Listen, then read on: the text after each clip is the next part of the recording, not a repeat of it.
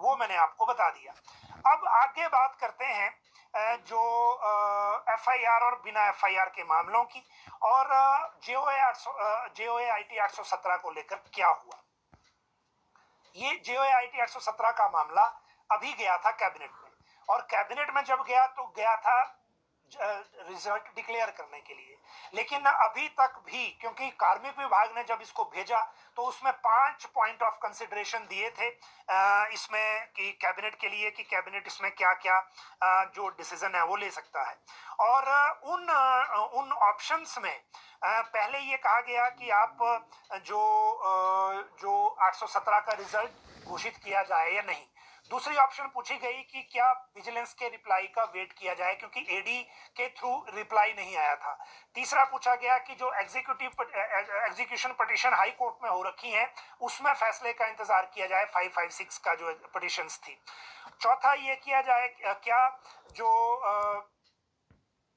जो इसमें already decision जो है वो रिकॉर्ड हुआ है लोक सेवा आयोग का, तो उनको दिया जाए या फिर नहीं दिया जाए, क्योंकि लोक सेवा आयोग ने मार्च 2023 में लिख के राज्य सरकार को दिया है कि जिन मामलों में एफआईआर है उन मामलों का हम कोई रिकॉर्ड नहीं लेंगे हमीरपुर से।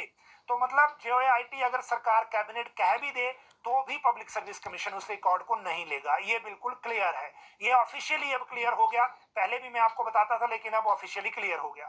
तो ये ऑप्शन दिए गए थे। ऑप्शन देने के बाद कैबिनेट इस रिजल्ट को घोषित करने को लेकर सहमत नहीं थी, मतलब एक मत नहीं थी। बहुत से जो 3 से 4 कैबिनेट मंत्री ऐसे थे जिन्होंने अपने अपने तर्क रखे। उन्होंने कहा कि जो जब एफआईआर है तो हम इस रिजल्ट को घोषित क्यों कर रहे हैं अभी, और उसका बेस क्या है। इवन सुप्रीम कोर्ट ने भी रिजल्ट घोषित करने को नहीं कहा है। सुप्रीम कोर्ट ने सिर्फ और सिर्फ जो आरएनपी रूल की व्यवस्था है उसको लेकर अपनी जजमेंट दी है। सिर्फ एडवोकेट जनरल ने बीच में कहा है 2 चीजें, एक रिजल्ट को लेकर और एक कहा था जो सुनवाई के दौरान कहा था जो पेपर लीक का मामला है। लेकिन सुप्रीम कोर्ट ने ना तो पेपर लीक का मामला ना ही विजिलेंस इंक्वायरी उसको टच ही नहीं किया है अपनी जजमेंट में, रिजल्ट को लेकर भी कुछ नहीं बोला है। तो कुल मिला के कैबिनेट सहमत नहीं थी और फाइनली इसको विड्रॉ कर लिया गया। हालांकि अभी भी कैबिनेट से रिकॉर्ड वापस आया नहीं है क्योंकि 2 दिन की छुट्टियां थी। अब मुख्य सचिव छुट्टी पर हैं 3 दिन, तो जब तक फाइल वापस नहीं आती कि इसमें रिकॉर्डेड क्या है तब तक हमें इंतजार करना पड़ेगा। लेकिन अभी तक की यही है कि कैबिनेट एक मत नहीं है कि जेओआईटी 817 का रिजल्ट घोषित किया जाए प्रेजेंट सिनेरियो की तरफ से। और उन्होंने कैबिनेट में जो चर्चा हुई है उसके मुताबिक सिर्फ एफआईआर ही वजह नहीं है। पेपर लीक के बाद हमीरपुर कर्मचारी चयन आयोग को बंद करने की जो नोटिफिकेशन राज्य सरकार की है उस नोटिफिकेशन की जो वर्डिंग है उसको कैबिनेट ने रिकॉर्ड पे लिया और कहा कि जिस आयोग को लेकर नोटिफिकेशन में ये कहा गया कि वो अपना काम जो है वो नहीं कर पाया ईमानदारी से और वहां एक नेटवर्क था करप्शन का, तो हम उस रिकॉर्ड को क्यों ऑनर कर रहे हैं।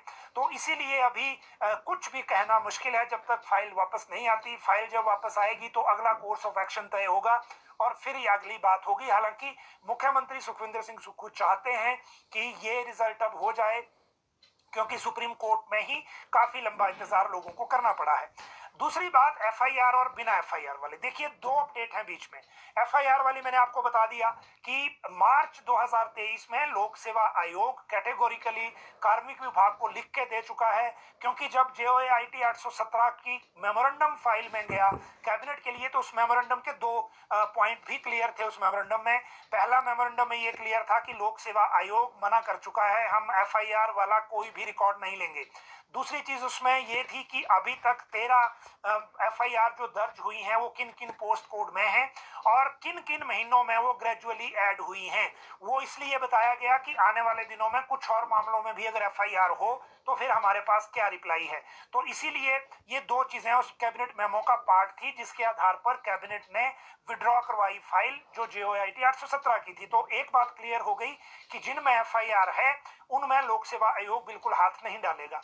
दूसरी बात, जिनमें एफआईआर नहीं है उनको लेकर भी विजिलेंस ब्यूरो ने कार्मिक विभाग को रिप्लाई वापस भेज दिया है और उसमें से 21 पोस्ट कोड बताए हैं कि इनको हम इंक्वायर नहीं कर रहे हैं, ना ही इनको इंक्वायर करने की कोई संभावना दिख रही है, ये लिखा है क्लियरली।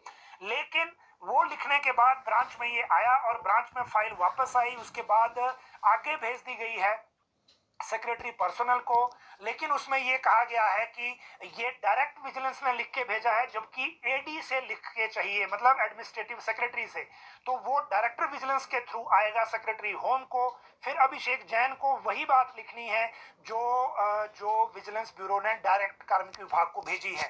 तो ये डायरेक्ट विजिलेंस से कार्मिक विभाग नहीं मान रहा है। वो कह रहे हैं कि हमें एडी लिख के दे कि इनमें अब आगे एफआईआर नहीं होगी। ये है क्योंकि विजिलेंस ब्यूरो के जो लोग इन्वेस्टिगेशन ऑफिसर्स हैं उनको अभी भी हालांकि लग रहा है कि जैसे 980 में जो डाटा आया है रिट्रीव होके फॉरेंसिक से, उस डाटा को एनालाइज करने में बहुत लंबा टाइम लगेगा और उसमें मोस्ट लाइकली पॉसिबिलिटी है कि वो किसी और पोस्ट कोड से कनेक्ट हो जाए जिसमें पेपर लीक हुआ हो।